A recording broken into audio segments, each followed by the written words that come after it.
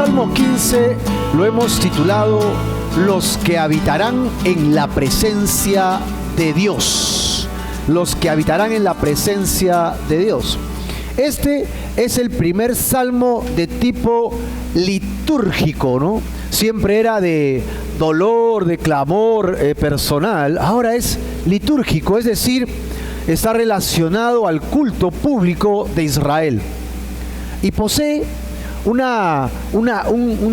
checklist, una lista de abstinencias y características que debería tener todo creyente, ¿ok? No estamos diciendo que el que cumple estas características tiene derecho a entrar al cielo. Es al revés. Estamos diciendo que todo aquel que va a entrar al cielo debería caracterizarse por estas cosas. Es diferente, ¿verdad? Porque si no, podríamos estar diciendo que por tus obras podrías ser salvo y entrar al cielo. No es esto. Por gracia somos salvos por medio de la fe, y esto, dice Pablo, no es de ustedes, sino que es un regalo de Dios. No hay obra sobre la tierra que te pueda dar el derecho de entrar al cielo. Pero cuando por gracia yo voy al cielo por la obra de Jesús en la cruz, el reconocimiento de mi pecado, yo voy al cielo, entonces yo debería tener ciertas características. Y es como un cristiano se podría identificar con otro cristiano. Así no hable tu idioma. ¿Te ha tocado hablar con gente que no habla tu idioma? ¿Sí? Y parece que es una copia de tu alma. Piensa parecido que tú, hace lo que tú deseas y se proyecta a hacer cosas como tú. Le preocupan las personas y como tú. Y dices, wow, no te entiendo ni pípiro ni macaco, pero lo que tú sientes está acá, hace un vínculo. Eso es la hermandad de la fe, es el vínculo de la fe. Y esas características deberían estar también en cada uno de nosotros. ¿Cuáles son esas características? Bueno, Pablo habla en el libro de Efesios, en las cartas de Corintios, acerca de ciertos atributos y características, como por ejemplo, perdónense unos a otros en el amor de Cristo. ¿Amén o no? Perdónense, sopórtense unos a otros. Eso es lo más difícil, soportarnos, ¿no? Es fácil soportar a los que nos caen bien, pero es difícil soportar a los antipáticos, ¿no? Y el principal antipático casi siempre es uno mismo, ¿no sabes, no? Con el resto, pues. Tú crees que eres una luz que brilla y lo demás, ya llegó. Y la Biblia comienza a dar ciertas características del creyente. Pues en el Antiguo Testamento también habían estas características y son muy, muy interesantes. El objeto es mostrarnos el camino al cielo. Alguien debe perseverar en su fe. Estas características deberían abundar y me deberían llevar hacia el cielo a través de lo que yo demuestro como santidad, honestidad. Básicamente santidad, honestidad. Jesús nos mostró también el mismo camino cuando dijo en Mateo 19, verso 17, parte B, si quieres entrar en la vida, ¿qué tienes que hacer? Guarda los mandamientos. Guardarlos es no solamente tengo el mandamiento, lo subrayo en mi Biblia y lo guardo en mi cómoda para que no le entre polvito. Ese tipo de guardar no. ¿Dónde se guarda? Acá. Y cuando yo lo guardo acá para pensarlo y para ponerlo por obra, para practicarlo. A eso se refiere Jesús con guardar los mandamientos, vivir los mandamientos, aplicar los mandamientos, caminar por los mandamientos. Si quieres entrar al cielo, si quieres tener vida eterna, los mandamientos de Dios deberían fluir en tu vida. Marco, pero ¿no era que el Antiguo Testamento ya fue caducado en Cristo Jesús y que la ley ya no debería marcarnos? Pues es verdad que la ley del Antiguo Testamento define al creyente, le pone límites al creyente, le ayuda al creyente a ser una mejor persona, un mejor creyente ante Dios. Pero también es cierto que en el Nuevo Testamento encuentras más mandamientos que en el Antiguo Testamento. ¿Sabías? En el Antiguo Testamento hay cerca de 700 mandamientos. Y en el Nuevo Testamento, ama a tu prójimo como a ti mismo, ¿no? Por ejemplo, es un mandamiento del Nuevo Testamento. Hay cerca de 1024 mandamientos. O sea, hay más mandamientos en el nuevo que en el antiguo. Ya, ok, ya yo no aplico el antiguo, pero aplica el nuevo, pues, porque Jesús dice, si quieres entrar en la vida, ¿qué tienes que hacer? Guardar los mandamientos. Guarda los mandamientos de Dios, de la palabra de Dios. Entonces, la diferencia es que cuando yo voy al Señor, Él me envía su Espíritu Santo. Él ya mora en mí a través de su Espíritu, y no soy yo peleando para ser buena gente, sino que el Espíritu me impulsa a ser buena gente, y yo digo, voy a ser buena gente, voy a perdonar, ayúdame, Señor, a perdonar, ayúdame, Señor, a ministrar, ayúdame, Señor. Era una pequeña arañita que he tenido que matar. No sé qué te... Tal vez quería escuchar también. Ayúdame, Señor, a ser leal, ayúdame a ser un siervo, ayúdame a caminar contigo, ayúdame a decir la verdad, ayúdame a no robar. Y el Espíritu entonces te impulsa a no hacerlo. ¿Les pasa a ustedes eso o no? Si antes robabas, ahora ves una plaza linda, uy, esto está fácil. Y algo te brinca en el corazón y te dice, ya no, brother, ya no. Pero no hay nadie físico terrenalmente, pero hay alguien que te está mirando. ¿Quién es? Dios. Aquellos que les gustaba mentir, mentían tanto que ellos mismos se creían su mentira. ¿Yo? ¿Verdad? Ahora van a mentir y ¡plum!, le pasa algo en la lengua, le da calambre en la lengua. ¿Qué me pasó? Es el Espíritu Santo, ¿no? Y así, el Espíritu es quien nos va a ayudar ahora a cumplir la ley, no obligados a cumplir la ley para entrar al cielo, sino amando la ley porque es el deleite que tengo por Dios a través de su Espíritu Santo. ¿Amén o no? Ok, así que hay que hacer un poco la diferencia, porque en el Antiguo Testamento la ley tenía una importancia crucial. En el Nuevo Testamento es el fruto de haber estado en una relación con Dios. El Salmo 15 es un contraste total con el 14 que leímos la semana pasada. ¿Ok? En este Salmo hablamos del creyente, de la inocencia del creyente, que tiene que vivir en la santidad del Señor, que camina con Dios. ¿Ok? Mientras que en el 14 nos habló de la conducta del necio. ¿Recuerdan cuál era la conducta del necio? Dice el necio en su corazón, no hay Dios. Y ¡frua!, la conducta del necio. Y hoy vamos a ver quién habitará en el templo santo. Y ¡frua!, vamos a ver quiénes habitarán en el templo santo. Es que hay un contraste entre estos dos salmos. Este salmo es una versión, se podría decir, un poquito más elaborada de lo que en el Nuevo Testamento, en el libro de Hebreos, dice en el 12:14, sigan la paz con todos y la santidad. Dos cosas. Uno, la paz, y dos, la santidad. ¿La paz con quién? La paz con todos. Ok, la paz con solamente los que me caen bien, con los creyentes de la iglesia, con mis familiares que amo, pues por último les aguanto todo porque son mi familia. No, con todos. Yo tengo que buscar estar en paz hasta donde me sea posible, también dice Pablo, ¿no? Esfuérzate por estar en paz con todos. Si la otra persona o el otro grupo no recibe tu paz, es problema de ellos. Yo hice todo lo posible, pedí perdón, traté de restaurar, si hice daño resarcí, yo puse todos los puentes para restaurar y yo tengo paz porque ya hice todo lo que tenía que hacer, ¿verdad? Y la otra persona dice, tú sigues siendo un culpable, eres un sinvergüenza, un tal por cual. No hay problema de él, problema de ella, ya no es mi problema. Eso es, sigue la paz con todos. ¿Qué más? La santidad. Definamos la palabra santidad otra vez. Santidad es apartarte del pecado para hacer la voluntad de Dios. Apartarme del pecado para hacer la voluntad de Dios. Y esto es un ejercicio diario. Todo creyente lucha con su santidad todos los días. ¿Sí o no? Lucha con su santidad todos los días. Todos los días tienes que decidir, hoy voy a pecar, hoy no voy a pecar.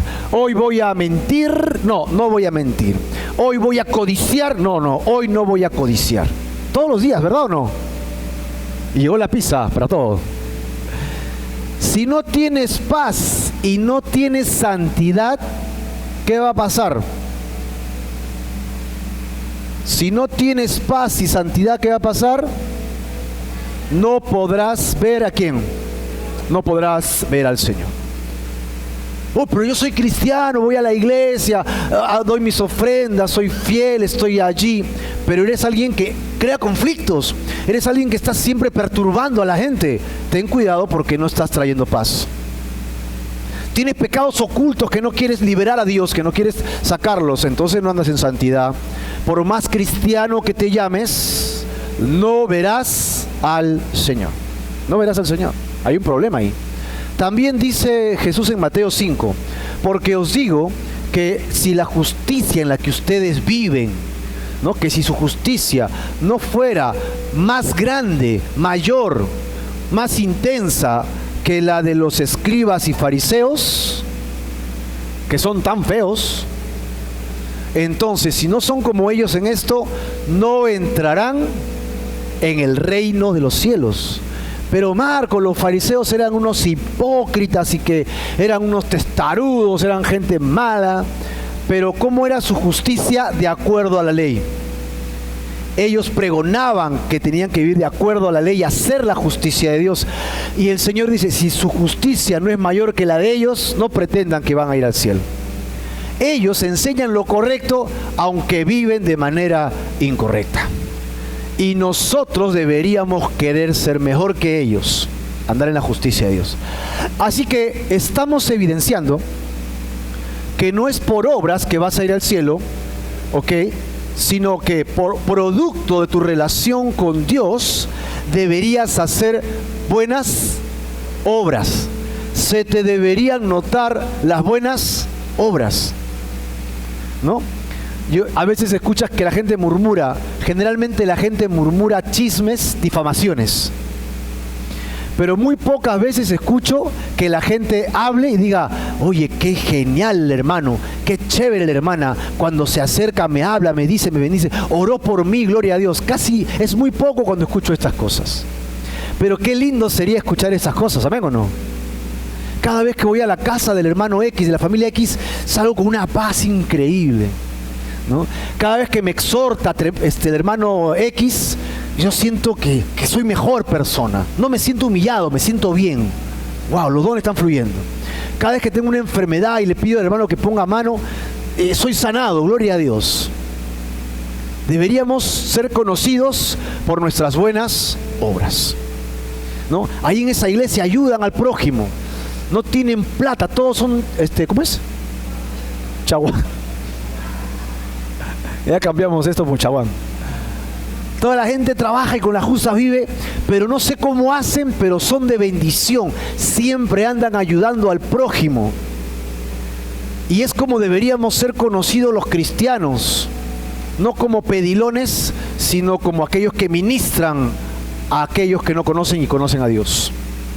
Así deberíamos ser conocidos. Los temas principales de este salmo es: 1.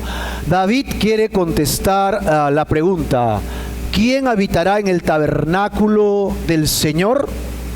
David contesta presentando 11 características, así que ten tu boletín a la mano, tu lapicero, porque vas a tener que chequear cada una y poner 1, 2, hasta llegar a las 11 características de aquellos que cumplen con las condiciones necesarias para entrar al reino de los cielos. El bosquejo general sería: 1, versículo 1, ¿quién habitará con Dios? Y yo he separado las 11 características en 2. ¿Por qué? Porque he encontrado 6 que son positivas, 6 características que sí tienen los que van a la presencia de Dios. Y he encontrado 5 características que no hacen los que van a la presencia de Dios. En total son 11. Y el versículo final, que es el versículo 5, bastante corto, ¿no? 5 versículos nada más. El versículo 5 lo dividió en 3 partes todavía, y la última parte del versículo dice: los que no resbalarán jamás. ¿Quiénes son? Lo vamos a descubrir. Así que aquí tenemos estas 4 partes. ¿Quién habitará? 6 características, 5 que no lo deben caracterizar, y los que nunca resbalarán. El encabezado del Salmo es muy simple. Salmo de David. ¿Y quién es David? Sino el rey David. El versículo final dice, el que hace estas cosas. ¿Cuántas cosas son? 11. Recuerden, 11 características. No resbalarán jamás. Nunca resbalarán. Así que mediante una pregunta, o en realidad son dos, pero son paralelas, mediante esta bipregunta, se podría decir, se nos instruye, se nos motiva, se nos insta a buscar el camino para entrar al reino de los cielos.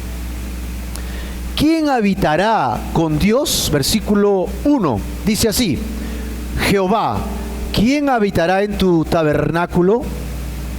Jehová, ¿quién morará en tu monte santo? La respuesta literal a estas preguntas sería que nadie, salvo solamente los hijos de Leví, que habían sido capacitados, escogidos para habitar en el tabernáculo, para ministrar en la presencia de Dios. Recuerden que David no era de la tribu de Leví. ¿Alguien sabe de qué tribu era David? De Judá, ¿no? David era la tribu de Judá, o sea, era judío. Y descendiente de David había de venir el Mesías. ¿Quién es el Mesías? Jesús, descendiente de David, descendiente de la tribu de Judá. Jesús era judío, correcto. Si Jesús era judío de la tribu de Judá, ¿no? De la tribu de León de Judá, y no era levita, ¿David podría entrar al tabernáculo? ¿Qué dice Meche? ¿Alguien tiene una respuesta? David era de la tribu de Judá. ¿Cuántas tribus eran? 12 tribus. ¿Cuál era la única tribu que podía entrar al tabernáculo y a la presencia de Dios? La de Leví, la tribu de Judá, y de allí es David. ¿David podría entrar al tabernáculo? No debería. No debería porque no es de la tribu de Leví. Así es simple. La pregunta es alucinante. Dice, ¿quién habitará en tu tabernáculo? ¿Quién morará en tu santo templo? La respuesta literal es nadie. Solamente los levitas. Así que esta es más que una pregunta literal, es una pregunta de anhelo. Acuérdense que esto es una canción. Así que lo que está queriendo expresar David es: ¿quién podrá vivir con Dios? ¿Quién podrá morar con Dios para siempre? Todo aquel que haga las siguientes características. No es quién puede entrar al tabernáculo de carpa y hacer sacrificios, de eso no está hablando David, sino quién realmente tendrá una comunión con Dios. De eso está hablando David. Y allí calificamos toda la raza humana. Toda la raza humana podría calificar para entrar a la presencia de Dios. No así para hacer los sacrificios de los levitas, ¿no? ¿Quién habitará? Bueno, el Salmo empieza diciendo Jehová. David le está hablando ¿a quién? A Dios. David no está filosofando en la vida. David no está hablándole a la congregación. David no está haciendo un análisis profundo de la ley. David está hablándole a Dios y le está preguntando a Dios: Señor, ¿quién habitará? Y describe habitará una visita recibida con hospitalidad por un anfitrión en su vivienda tipo carpa, donde era resguardado de todo daño y sus necesidades cubiertas absolutamente todas. ¿Alguien tiene en mente en el Antiguo Testamento a un anfitrión y huéspedes? Podría ser Abraham. Abraham, que descansaba bajo su arbolito, bajo la sombra del arbolito, y se acercaron 3 personas que eran ángeles, ¿recuerdan o no? ¿Y qué hizo Abraham? Mandó llamar al siervo que cocinara un cabrito, que hiciera pan. Le mandó a la señora que mandara a cocinar, no tenía, se fue a Agón a comprar. Es decir, él le dijo: siéntense y yo me preocupo de ustedes. Rescato la idea porque se puede sacar mucho de ahí, pero es que esa era básicamente la forma en que era el hospedaje en esos tiempos. No es como ahora, te invito un vasito con agua, ahí está un vasito con agua. Y eso es todo lo que le invitas. Se acabó. Media hora y a qué hora te vas, pues ya estoy cansado, ¿no? No, hospitalidad incluía hospedaje, comida, alimento, incluía incluso algún tipo de beneficio físico para su salud. Esos mismos ángeles, 2 de ellos se fueron a las ciudades Sodoma y Gomorra y encontraron al sobrino de Abraham. ¿Cómo se llama el sobrino de Abraham? ¿Cómo? Lot, ¿verdad? ¿Y Lot qué hizo? Hizo exactamente lo que hizo su tío Abraham. ¿Por qué? Porque era la costumbre de hospedar. Tanto así que cuando estos hombres, estos ángeles entraron, ¿qué tal impresión habrán causado en la gente sodomita que todos los homosexuales del barrio lo miraron y se les salieron los ojos? ¿No? Ellos caminaban, también ¿cómo caminan? Con Lot, suave, suave, ¿no? Y entonces, miren lo que pasó, ¿eh? Todos fueron a la puerta, es decir, los varones fueron a la casa de Lot y casi revientan la puerta. ¿Y qué le pedían? Saca a tu visita, a los que estás hospedando. ¿Para qué? Para que los conozcamos, dice literalmente Reina Valera. ¿Y conocerles qué significa? Querían estar en intimidad con ellos. Eso es lo que querían. Querían satisfacer sus necesidades homosexuales. Eso es lo que ellos querían hacer. ¿Y cuál fue la respuesta de Lot? De ninguna manera, porque ellos están hospedando en mi casa. Y la historia sigue, ¿no? Porque hay más cosas ahí. Es un poco la idea de hospedar, ¿no? Entonces, cuando dice ¿quién habitará? Es ¿quién podrá morar allí en tu presencia? ¿Quién podrá estar bajo tu refugio? Es una invitación del Señor para aquel que pueda estar salvo, puede pedir asilo de cualquier enemigo, ¿no? Y compartir la abundancia, las bendiciones del Señor. Si expandimos esto a la raza humana como una petición de quién habitará, ¿qué ser humano podría ir allí? Ningún ser humano con pecado, pero es gracias a Dios que envió a su Hijo Jesucristo para limpiar mis pecados. ¿Amén o no? En la cruz del Calvario, yo debería estar en esa cruz, yo debería pagar por mi pecado, pero Dios envió a su Hijo para que ocupe mi lugar. ¿Amén? ¿Sí? Y al ocupar mi lugar, entonces ya no soy condenado yo, sino Él por mí. Me arrepiento de mis pecados y tengo vida eterna. Y entonces yo sí podré habitar con Dios. ¿Cuánto más podrán habitar con Dios? Amén, gloria a Dios. En el texto del Salmo dice habitar en un lugar. ¿Dónde? Habitar en el tabernáculo. ¿Y cuál es el tabernáculo? El tabernáculo era el lugar donde Dios pidió que construyeran una carpa. ¿Recuerdan? En el monte Dios habló y les dijo, construyan ustedes una carpa. Dentro de esa carpa van a poner ciertos instrumentos y fuera de la carpa van a poner ustedes un altar. Todo aquel que quiera ser perdonado de sus pecados, los levitas, solo los levitas y el sumo sacerdote podrán recibir sus sacrificios y mediante rituales dentro de esa carpa sus pecados serán perdonados. ¿Dónde estaba la presencia de Dios? En el tabernáculo.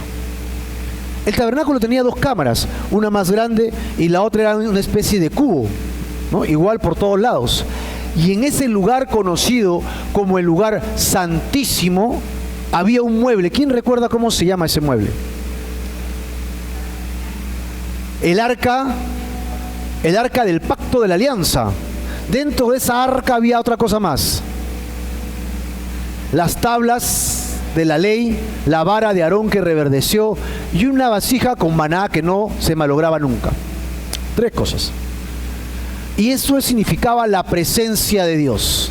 Nadie podía entrar, ni siquiera los levitas, ni siquiera los sacerdotes, solamente el sumo sacerdote una vez al año podía entrar ahí y pedirle, Señor, ¿nos serás propicio este año y perdonarás los pecados de tu nación? y echaba la sangre, vertía la sangre sobre la tapa, y la tapa a partir de ahí se llamó propiciatorio por la oración del sumo sacerdote. El propiciatorio, la sangre cubría, y Dios ya no veía la ley que marcaba el pecado de la humanidad o de los israelitas, sino la sangre que cubría eso. Había una redención por medio de la sangre, una compra de pecado. Así que el tabernáculo simbolizaba la presencia de Dios, la redención de pecados, la restauración en una relación con Dios. Ese tabernáculo existió por mucho tiempo y luego ha desaparecido. Nadie sabe dónde está ese tabernáculo, ni los muebles, ni nada de eso. Desapareció. Sobre todo el arca del pacto de alianza desapareció totalmente. Pero en los tiempos de David todavía existía. Es más, David cuando es coronado rey, ¿qué hace? La primera acción de David, ¿cuál es? ¿Alguien recuerda? Trajo el arca, ¿verdad? Y entró, ¿y qué hizo delante del Señor? Se humilló. ¿Por qué? Porque nadie debería mostrar su desnudez. Obviamente le tenía pues acá su tapabarro, ¿no? Su taparrabo. Y trajeron el arca y entró a la ciudad, y él danzaba a Dios y danzaba a Dios, y entraba mientras que iban tocando alabanza y adoración a Dios. Yo estoy convencido de que no era la primera vez que David adoraba a Dios. David no estaba dando un espectáculo a la gente. David estaba adorando a Dios como él sabía adorar a Dios. Y cuando él era pastor detrás de la majada, cuando nadie lo veía, seguro que él también danzaba y adoraba a Dios. ¿Amén o no?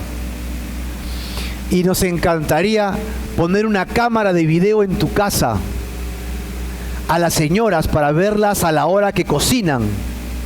A ver si a la hora que cocinan cantan a Dios. O están con el toromata ahí. O las señoras cuando están aseando la casa, están cantando a Dios. Ay, me tocó barrer a mí, ¿cuándo van a aprender a ayudar ellos? Así como David adoró en la intimidad, Dios quiere que nosotros en la intimidad adoremos. ¿Cómo están las señoras cuando salen a trabajar? Porque hay señoras que trabajan duro todo el día y encima regresan a la casa a ver a los niños o a ver al esposo. El esposo también trabaja, pero está esperando que la esposa le sirva y la esposa. ¿Cómo está nuestra adoración íntima, la del corazón a Dios? Y cuando venimos a la iglesia, aquí a la congregación, a cantarle a Dios, solo es una expresión de lo que ya debería haber, ¿dónde? Acá en la intimidad. Eso era David. Y para David el tabernáculo significaba justamente la presencia sublime, graciosa, perfecta de Dios. ¿Quién habitará allí? Yo quisiera estar ahí como levita, pero no soy levita, no me toca estar allí, pero sé que estaré en la presencia de Dios. En el tiempo de David se cree que puede haber estado en Gabaón, ¿no? Eso lo pueden ver en Crónicas, ahí en Gabaón. Yo recuerdo que David, que era un adorador, era alguien que le encantaba estar en la presencia de Dios, era alguien que también tenía temor de Dios. Y cuando él fallaba ante los ojos de Dios, él se humillaba, tanto en la intimidad y si era necesario públicamente. Y sus salmos son una expresión de eso. ¿Cuántos Davides necesita Dios ahora? ¿Sabes? ¿Cuánta gente como el corazón de David necesita a Dios para hacer su obra? No gente egocentrista, no gente llena de pensamientos o prejuicios, sino simplemente humilde como David. ¿Quién habitará en tu tabernáculo? Ahora, en la siguiente línea, si se dan cuenta, es un paralelo, ¿no? Habitará, morará, tabernáculo, monte santo. Está hablando de lo mismo, sin embargo, morará. La palabra morará tiene un sentido más permanente que la palabra habitará. Agrega la idea de sentirse como en casa. Mientras que habitará es que estoy de visita, morará es como llegué a mi casa y tengo todos los beneficios de residente, soy de acá. Así que encontramos aquí nosotros quién habitará en tu tabernáculo, quién morará, quién es parte de tu familia, quién será parte de tu familia. Dios ha creado a toda la raza humana. todos los seres humanos somos creación de Dios, de alguna manera toda la raza humana está hermandada por ser creación de Dios. Pero en el Evangelio según San Juan dice que solo los hijos de Dios son aquellos que se han arrepentido de sus pecados y han venido al Señor Jesús. ¿Amén o no? Así que si tú te has arrepentido de tus pecados, has dejado de ser criatura de Dios y te has convertido en hijo de Dios. ¿Cuántos hijos somos acá? Hijos e hijas, ¿no? Así que si somos todos hijos del mismo Padre, tú eres mi hermano. Por eso que nos llamamos hermanos en la fe. En la fe. Hay un vínculo que nos une, el vínculo de Jesús. Y nuestro Padre es Dios. Nuestro Padre es Dios. Así que la iglesia es una gran familia. La iglesia es una familia. Tú eres mi hermano. Algunos hermanos que nos ayudan a ministrar como líderes o aquellos que dirigen los grupos vendrían a ser nuestros hermanos mayores y se reconoce como los hermanos mayores en la fe. Y es una familia. Nos merecemos respeto y a la vez nos merecemos también ayudarnos unos a otros. Morará. Es como si David escribiera lo siguiente: ¿quién será recibido como un invitado en el tabernáculo de Dios, disfrutando de su protección, de su hospitalidad? ¿Quién podrá vivir como un ciudadano en su monte santo? Estas dos preguntas dan esta idea. Pero cuando habla de monte santo, es diferente a tabernáculo. Tabernáculo, muebles, lugares, sacrificios. Pero monte santo, me voy al Salmo 87, versos 2 y 3, que dice, su cimiento está ¿en dónde? En el monte santo. Ama Jehová las puertas de Sión, hablando del monte santo, más que todas las moradas de Jacob. Cosas gloriosas se han dicho de ti, ciudad de Dios. Monte santo, Sión, ciudad de Dios.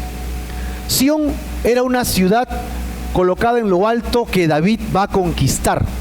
Con los años, David construye una ciudad alrededor de este monte santo y es conocida ya no como esta ciudad como el de Sión, sino la ciudad de David o la ciudad de Dios en el monte Sión.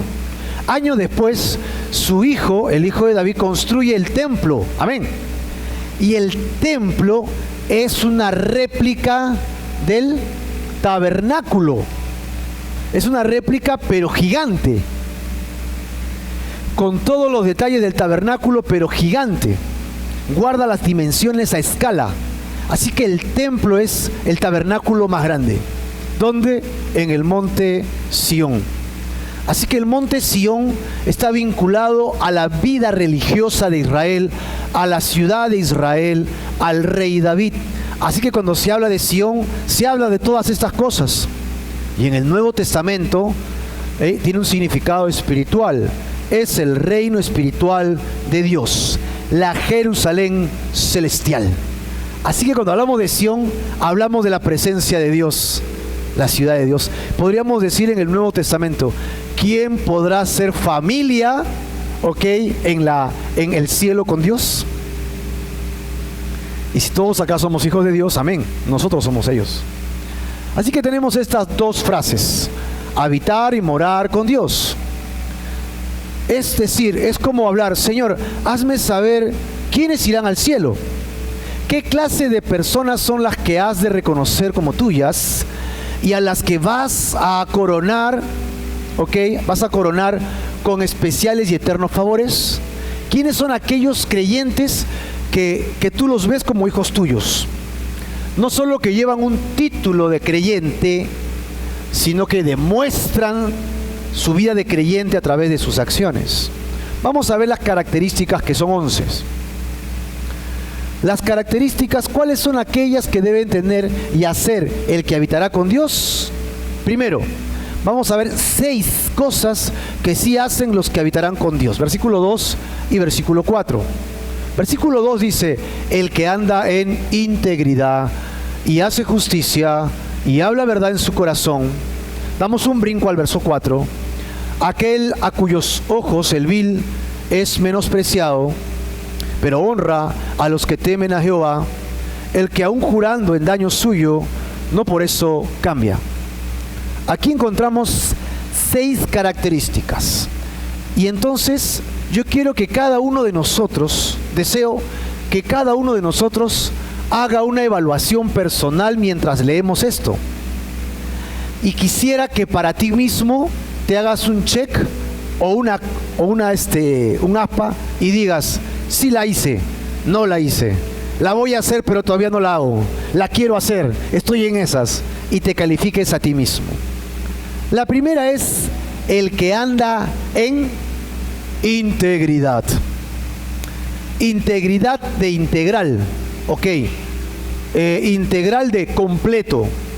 Integral de una sola pieza. Perfecto. Es todo él y nada más. Lo que está diciendo es, un creyente debe andar o vivir de manera madura. Dios le dijo a Abraham, a Moisés también, sé perfecto en todos tus caminos. Eso es lo que dice. La ley dice que si no somos perfectos no podremos entrar al reino de los cielos. Necesitamos ser perfectos. ¿Y quién es perfecto? La verdad es que nadie es perfecto. Pero la palabra perfecto tiene un vínculo que está ligado a la madurez. Es decir, Noé se le pidió que fuera perfecto, a Abraham se le pidió que fuera perfecto, Moisés también, y tú ves la lista. Pero aunque no eran perfectos, sí llegaron a la madurez de creyentes. Y es lo que Dios está pidiéndole al creyente. ¿Eres alguien maduro en tu fe? ¿O todavía eres un bebé espiritual engreído que todavía reclamas todo, te quejas de todo y que todo te hace daño y que todo el mundo está en tu contra y que todo el mundo te fastidia y estás fastidiado con todos? Eso creo de un bebé espiritual, pero de un maduro ya no. Alguien maduro debería ser íntegro, alguien que ya es sincero en su corazón. No, esto no me sirve, esto es lo que me sirve y me esfuerzo por esto.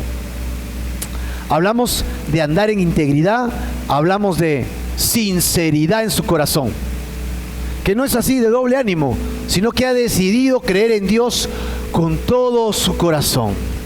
Así que si tienes tu boletín donde dice el segundo título, punto 1, si quieres ponle integridad, sinceridad, y ya verás si le pones un check o le pones un aspa.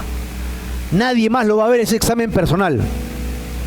¿Eres alguien íntegro ante los ojos de Dios? ¿Eres el mismo? ¿Eres honesto? ¿Eres sincero en todas las facetas de tu vida?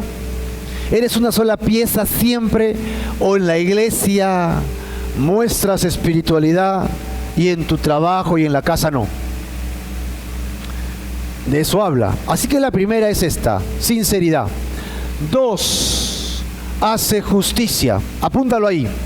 Justo. Hace justicia. Un creyente debería caracterizarse por hacer justicia. Es decir, no lo que te conviene, no lo que mejor le conviene solo a tu familia, no solo lo que le conviene a tus deseos personales. Estamos hablando de lo que es justo, ¿verdad? O sea, a todos les toca 10, pero nadie ve, yo me voy a quedar con 12 y el resto que se lo separe. Eso es injusto. El pobre necesita, pero yo también necesito, así que para mí un poquito más. Es injusto. Que te hagan daño y tú quieras reclamar, pero con venganza, es injusto. La venganza no es justa. La venganza viene apasionada y viene con dolor, con mella. No es justo. Es decir, el creyente debe andar en justicia. Dice, no solo andar, sino hace una palabra, hace justicia. Hace justicia. Él promueve la justicia. Algo es incorrecto. No, eso está mal. Hay que levantar la voz. El cristiano levanta la voz y dice, eso está mal, no hay que hacerlo. ¿Y quién eres tú? Soy como tú, pero está mal. No lo sigas haciendo. Promueve la justicia. Así que pon ahí tu segundo punto. Justicia. ¿Serás alguien justo, mi hermano? ¿O todavía solo velas por tus conveniencias? Tercero, habla verdad en su corazón. Es decir, no solo habla verdad con sus labios, sino que lo lleva más allá. ¿Dónde habla verdad? Acá, en su corazón. Porque yo puedo decir la verdad, pero en mi corazón digo, yo aquí lo voy a mover, lo voy a manipular para que ellos piensen solamente. Una verdad a medias, le voy a decir. ¿Qué es peor, una mentira o una verdad a medias?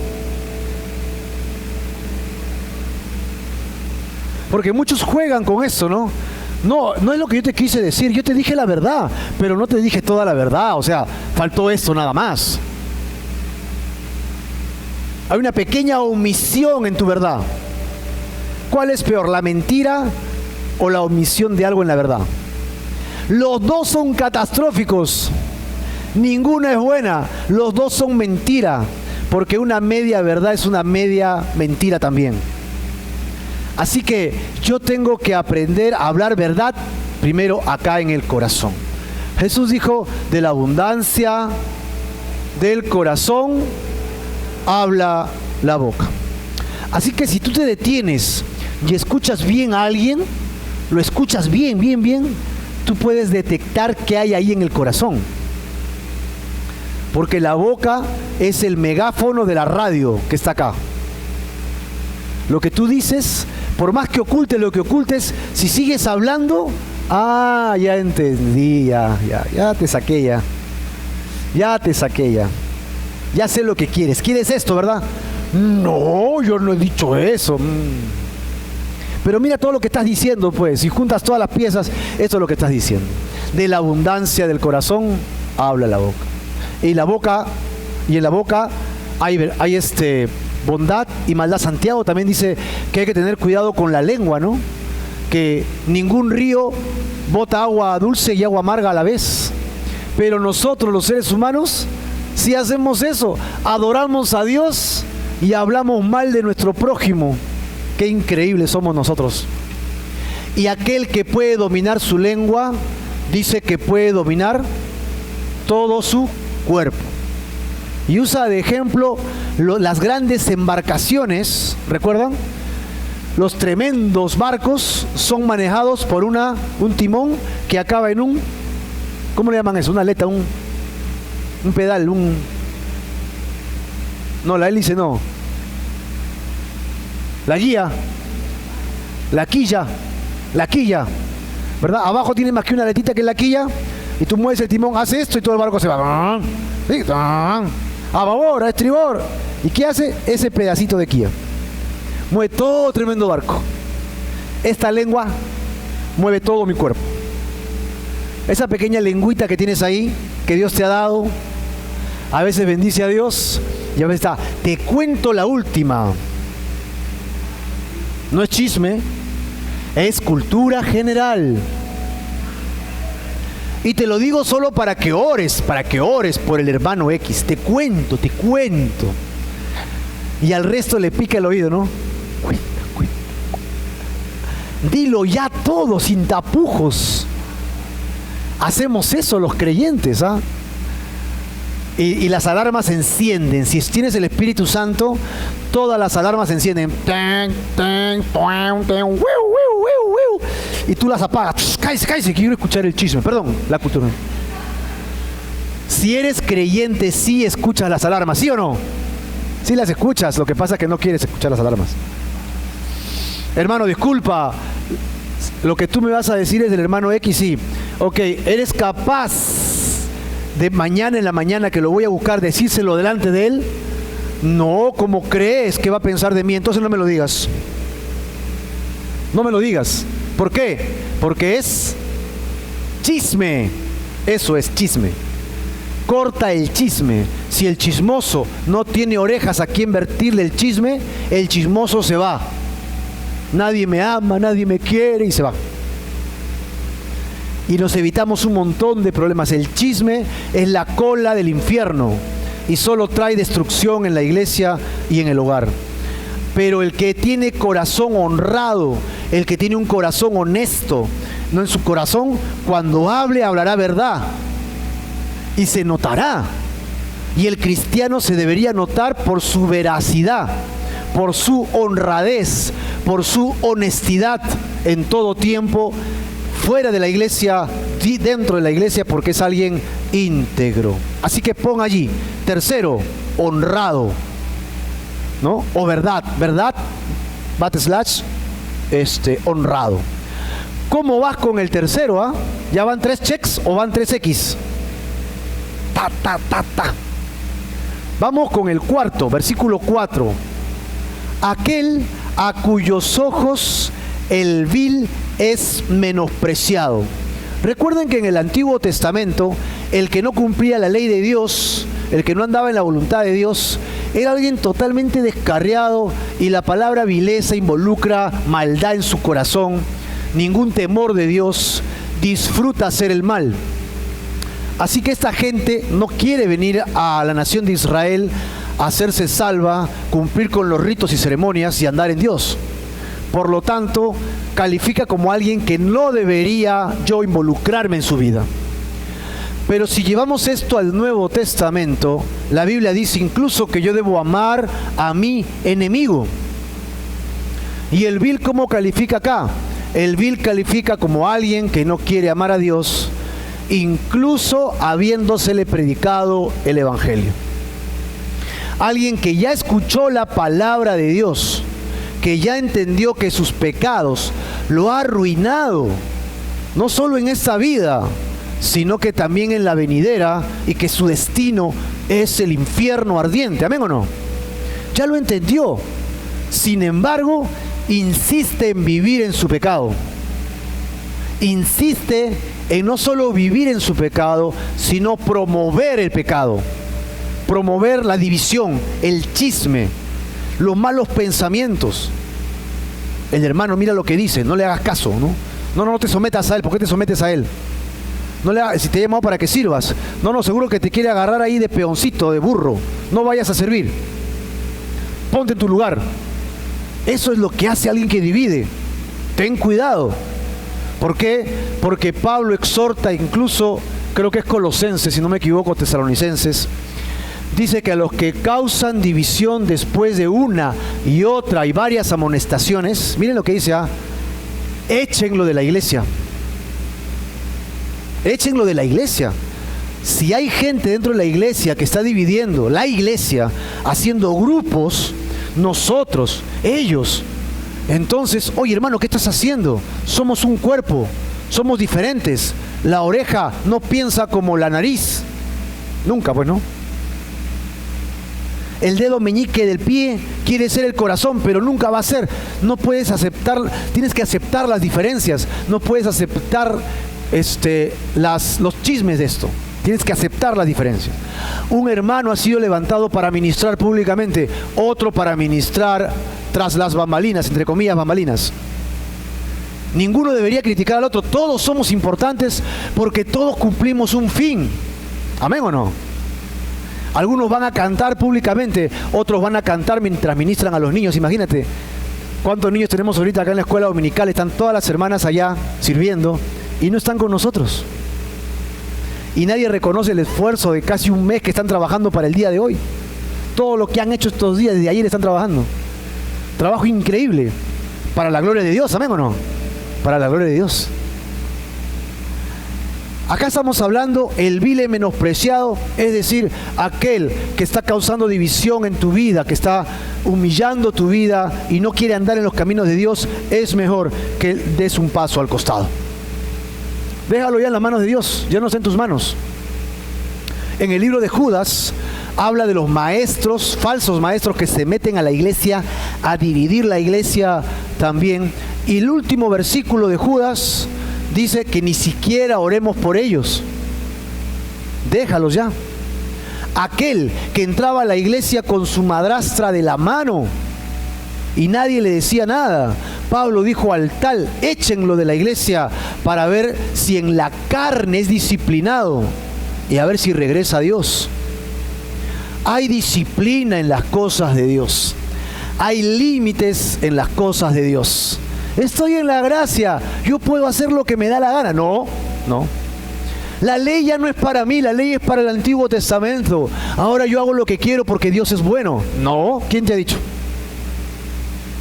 Hay exigencias y hay límites dentro de la iglesia dentro de la fe. Y es donde debemos vivir. Así que aquel cuyos ojos el vil menospreciado, yo podría traducir como aquel que distingue el mal, aquel que discierne el mal, que tiene discernimiento para decir, lo que él está haciendo es incorrecto, es antibíblico, está haciendo algo contra la palabra de Dios. Por eso le saco la Biblia, le enseño y le sale el chuncho, el indio, le sale y se pone bravo. Entonces es pura carne, ese hermano, esa hermana. No entiende las cosas de Dios. Así que pon ahí el siguiente. ¿Cuál es? Distingue el mal. ¿Ya distingues el mal, hermano? ¿O para ti todos los hermanos con una Biblia son hermanitos con aureola? Hay gente que viene a la iglesia que se llama hermana y no es hermana. Por eso les decimos, hermanos, cuando alaben al Señor, a la señora sobre todo, con su carterita acá colgadita.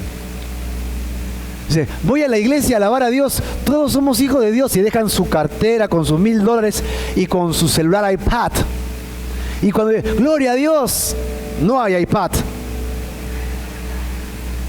¿Qué pasó? Me robaron en la iglesia. Hermana, hay gente que entra a la iglesia que no es hermano o que se llama hermano y es Roberto Carlos. No te confíes entonces de estas cosas. Hay que distinguir, hay que orar. El Señor dice que nos da un don que es el don de discernimiento de espíritu. Y eso existe, es un don. Y tú puedes discernir entre un hermano carnal que está creciendo y entre un lobo que está entrando a la iglesia. Se pueden comportar parecido, pero uno viene a dañar la iglesia, mientras que el otro va a perturbar un poquito la iglesia mientras que madura. Hay que tenerle paciencia, hermano. Pero mira lo que ha dicho, sí, pero tenle un poquito de amor, de paciencia. Pero no lo soporto, sí, yo sé que yo tampoco lo soporto, pero hay que amarlo, hay que amarla. Hermano pesado, ven, por favor, mira lo que estás haciendo. Es que no me entienden a mí, sí, pues, pero está madurando, hermano, dale su espacio, sí. De eso se trata, soportarnos, amarnos, ¿verdad o no? ¿Cuánto te han soportado a ti también? A mí me han soportado mucho también. Hay hermanos más pesados que otros y el amor es el que nos mantiene unidos. Discernimiento, eso es lo que tenemos que tener. Siguiente, honra a los que temen a Dios. Amén. Dice, por ejemplo, también que si vas a ayudar a otras personas, deberías preferir a los hermanos en la fe. Si yo tengo para dar trabajo, yo debería preferir darle a un hermano que a una persona no creyente. Eso es lo que dice la Biblia.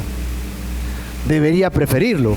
Pero si el hermano que le voy a dar trabajo es un vago, tampoco se lo doy al no creyente. ¿Por qué? Porque tengo que velar por los intereses del trabajo. ¿De acuerdo o no? Así que el creyente tiene que ganarse su lugar también. Así que, por un lado distingue el mal, por otro lado distingue el bien. Ahí ponga, distingue el bien. ¿Cómo vamos? ¿Puro check ya? Todos acabamos al cielo. El último de esta lista de 6. El que aún jurando en daño suyo, no por eso cambia. Yo le pondría esto, cumple sus promesas. Cumple sus promesas. Un cristiano no debería jurar en vano, dice. Eso significa que sí podría jurar, ok, siempre y cuando no sea en vano. No debe tomar el nombre de Dios en vano. Sí podría tomar el nombre de Dios, pero Dios te va a tomar cuentas. Es mejor que no tomes el nombre de Dios. Pero tú dices, yo prometo que voy a hacer tal cosa. ¿Cuántos han dicho algo así? Eclesiastés dice, es mejor que... ¿Cómo es? Que no prometas. Es mejor que no prometas y no, que prometas y no cumplas. Mejor no prometas nada. Eso es lo que dice Eclesiastés. ¿Por qué? Porque a veces prometemos cosas, pero no medimos. No medimos. Es pura emoción. Y entonces cuando vienen los tiempos difíciles, ya no lo hago. Pero ¿qué dice? Que cómo se caracteriza el creyente, que aun cuando le cause daño, no cambia su parecer. Lo prometió, dio su palabra y lo va a cumplir. No es de doble ánimo. No es de doble ánimo. Yo he prometido que voy a hacer esto para el Señor. Amén. Yo me convertí, le prometí a Dios que le entregaría mi vida, mi corazón, mi fuerza y todo lo que soy. A veces le he cumplido mejores veces que otras, pero mi camino es ese. Eso le he prometido a Dios, entregarle mi vida. ¿Cuántos de ustedes le han prometido a Dios entregarle su vida? Amén. Tu vida. Amén o no.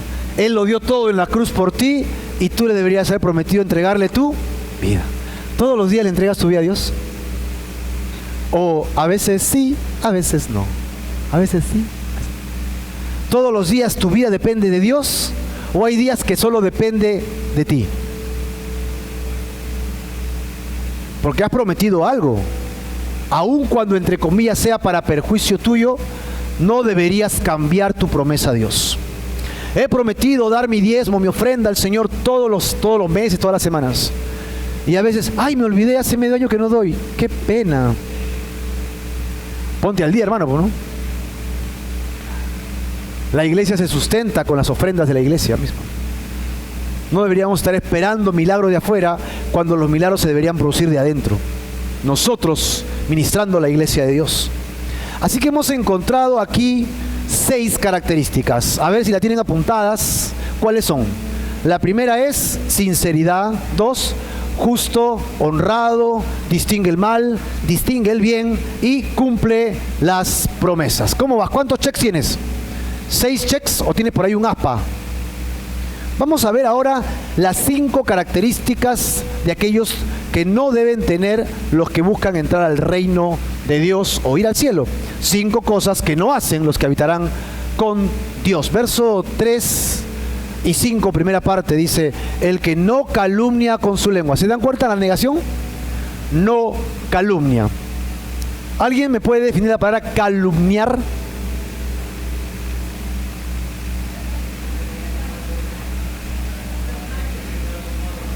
El que dice algo malo de otro. ¿Qué es calumniar?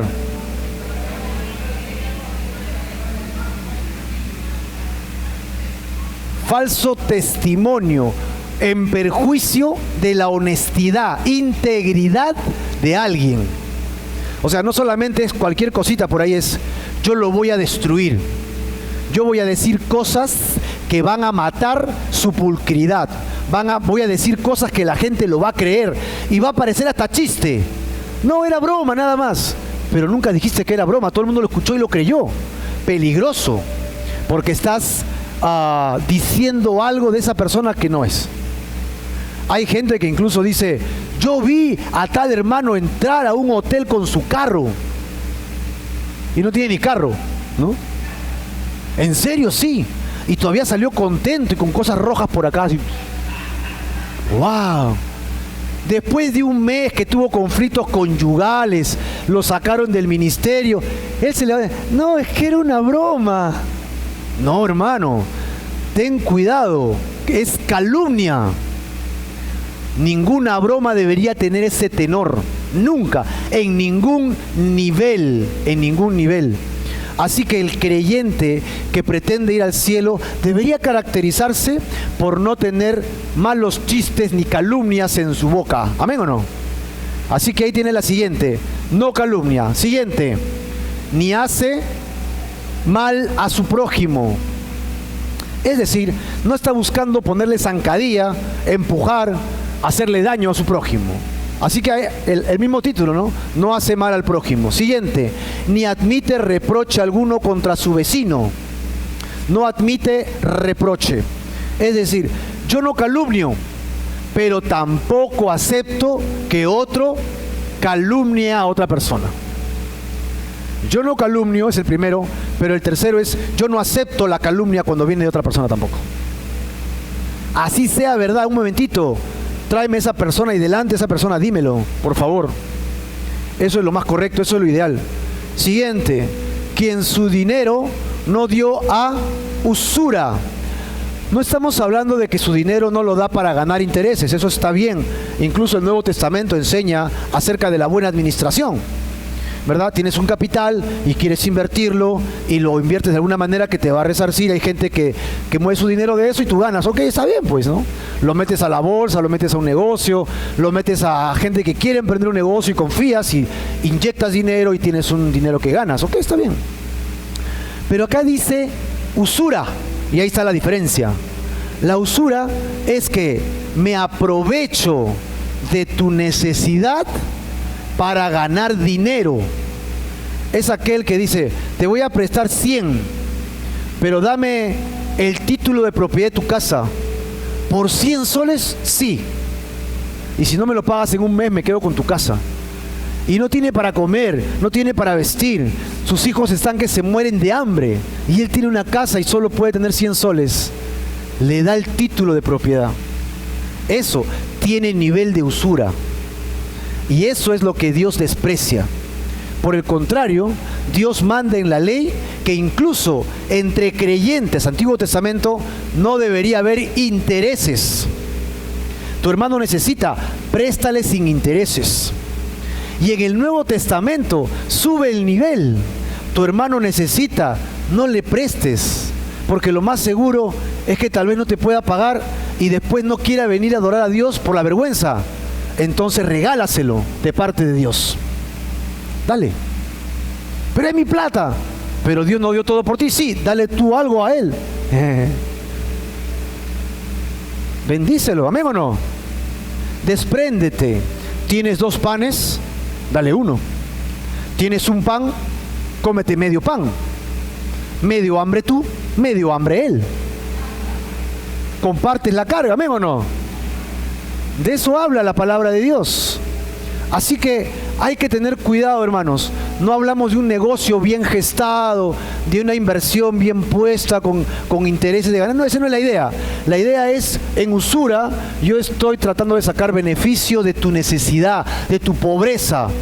Yo te voy a sacar te voy a sacar lo último que tengas para mí. Y lo último es, ni contra el inocente admitió cohecho.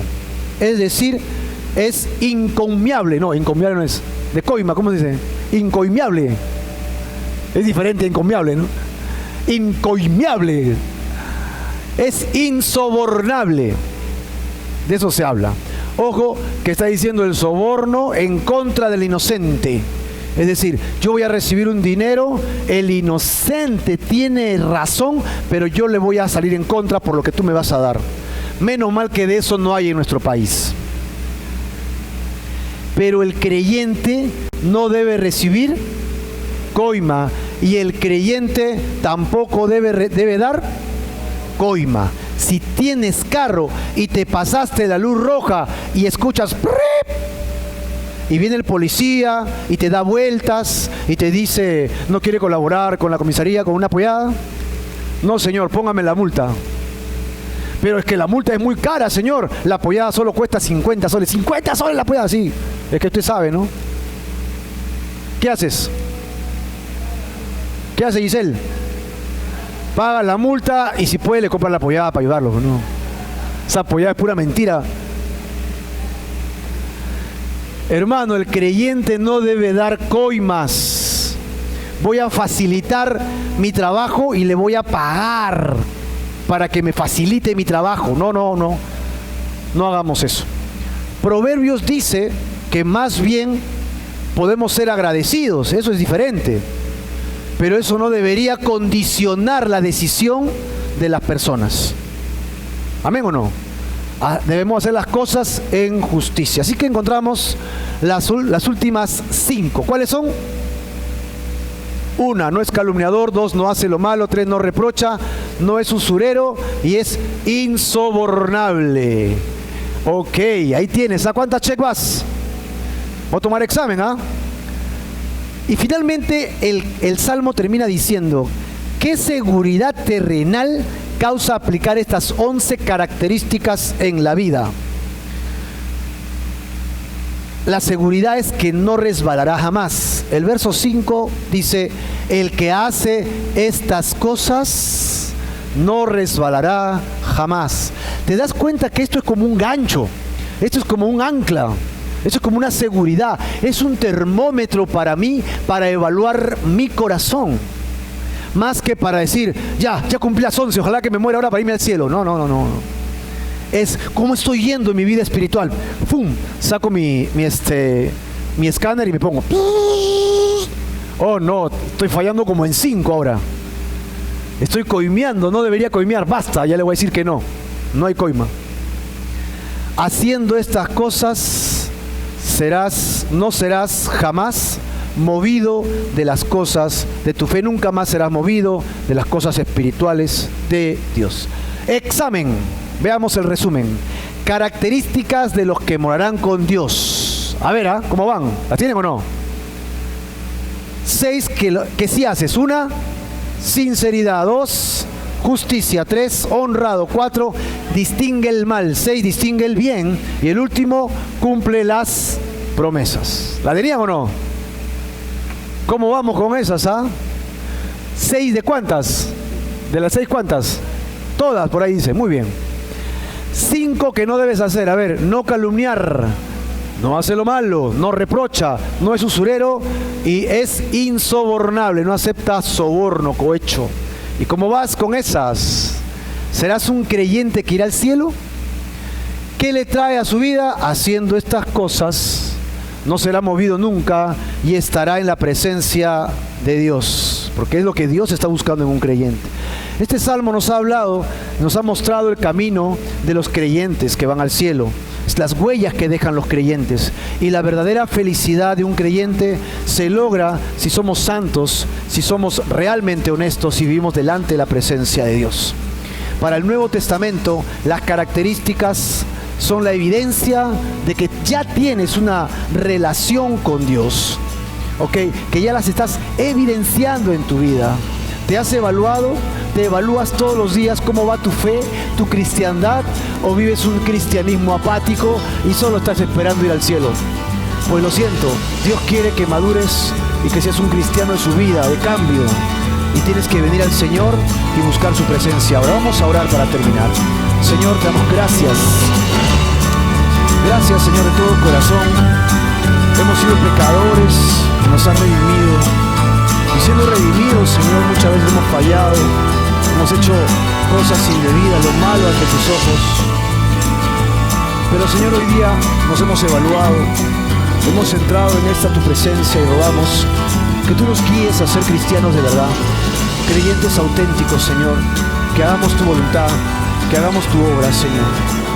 Yo te ruego por nuestras vidas, por cada uno de nosotros, para que podamos crecer en ti, Señor, y nos desliguemos de las ataduras del mundo y vivamos solamente para ti, Señor. Te entregamos nuestras vidas, nuestros corazones y todo lo que somos para tu gloria, en el nombre de Jesús. Amén.